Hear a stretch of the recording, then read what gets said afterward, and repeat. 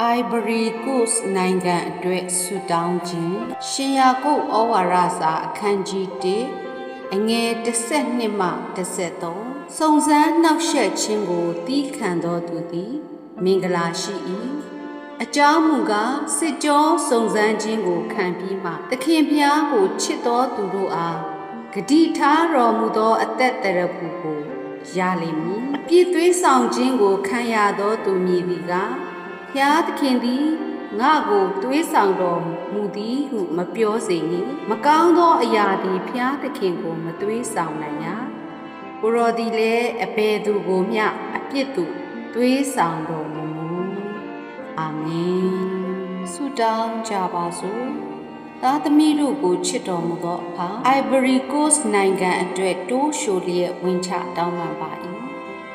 ထိုနိုင်ငံရှိယုံကြည်သူများသည်